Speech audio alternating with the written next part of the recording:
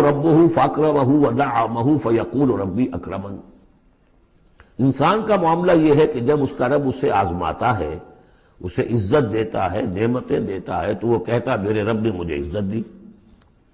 وَأَمَّا إِذَا مُبْتَلَاهُ فَقَدَرَ عَلَيْهِ رِزْقَهُ، جب اسے آزماتا ہے اور اس کا رزق جو ہے اس پر تنگ کر دیتا ہے، راشننگ کر دیتا ہے، تھوڑا تھوڑا دیتا ہے، فَيَقُولُ رَبِّي أَهَانَن، تو وہ کہتا میرے رب نے مجھے ذلیل کر دیا۔ کلا، ایسا نہیں ہے۔ آپ کو کیا خرابی نظر آئی اس میں؟ کوئی شرک نہیں ہے۔ اس نے یہ تو نہیں کہا کہ مجھے نعمتیں دی ہے تو کوئی لکشمی بائی کی کرپا ہو گئی ہے، یہ تو نہیں کہا۔ اللہ نے، میرے رب نے مجھے عزت دے دی، اور اگر کہیں تنگی آ گئی ہے تو یہ میرے رب نے مجھے ذلیل کر دیا۔ توحید تو مکمل ہے نا یار، کہ کسی اور دیوی دیوتا، کسی اور الہہ کا تذکرہ نہیں ہے، رب ہی نے مجھے عزت دی، رب ہی نے مجھے ذلیل کیا۔ تو عز من تشاء و تذل من تشاء، اے اللہ تو ہی ہے جس کو چاہتا عزت دیتا ہے، جس کو چاہتا ذلیل کر دیتا ہے۔ تو کیا خرابی کیا ہے اس میں؟ اس میں خرابی یہ ہے کہ اس دنیا میں جو کچھ تمہیں ملتا ہے تم اسے عزت مت سمجھو، یہ امتحان ہے، اور اگر کبھی تنگی آتی ہے اسے ذلت نہ سمجھو، یہ بھی امتحان ہے۔ یہ برابر ہے، یہ تم نے اسے عزت سمجھا دھوکہ کھا گئے، اس کو ذلت سمجھا دھوکہ کھا گئے۔ چاہے توحید انٹیکٹ ہے آپ کی، لیکن توحید جو ہے وہ تو یوں سمجھیے کہ جڑ بنیاد ہے نا ہدایت کی، اس سے اوپر بھی تو منزلیں ہیں ہدایت کی کہ نہیں؟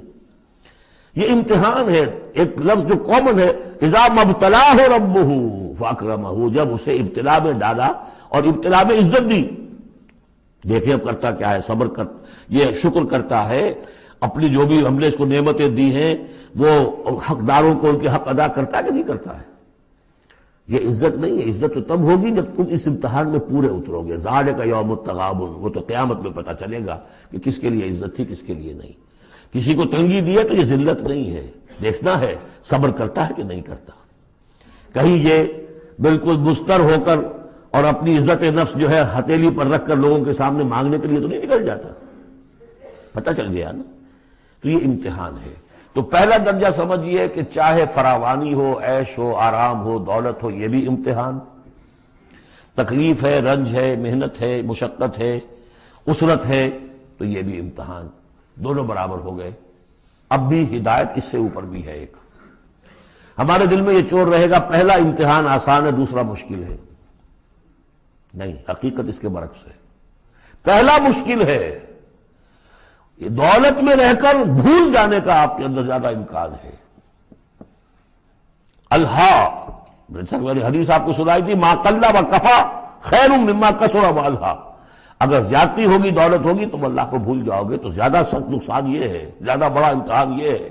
اور اگر ناپ تول کر مل رہا ہے تو ہر وقت اللہ یاد رہے گا، یہ ہلکا ہے، در حقیقت وہ بھاری ہے۔ اور اسی میں وہ واقعہ نوٹ کر لیجئے امام احمد ابن حنبل رحمۃ اللہ علیہ کا، کہ جب وہ مار پڑ رہی تھی کہ جس کے بارے میں الفاظ ہے کہ ہاتھی کو بھی وہ مار پڑتی تو بل بلا اٹھتا، اس وقت آنکھوں میں آنسو نہیں آئے۔ کب آئے؟ جب بادشاہ وقت، خلیفہ وقت کا ایلچی آیا ہے اشرفیوں کے توڑے لے کر کہ یہ بادشاہ نے آپ کے لیے نذرانہ بھیجا ہے، تب رو پڑے، اے اللہ میں اس امتحان کے قابل نہیں ہوں۔ یہ امتحان سختر ہے۔ تو یہ ہے درجہ بدرجہ، لَتَرْكَبُنَّ طَبَقًا عَنْ طَبَقٍ، تو ہدایت کے بھی یہ درجے ہیں۔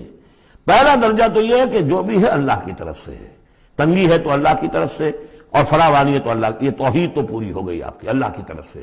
لیکن اس میں اب آگے درجے ہیں کہ یہ امتحان ہے، یہ بھی امتحان، وہ بھی امتحان، اس اعتبار سے دونوں بھی امتحان ہیں، یہ دونوں برابر ہیں۔ اس سے بھی اوپر یہ ہے، وہ امتحان مشکل ہے فراوانی والا، اور یہ امتحان جو ہے یہ آسان ہے۔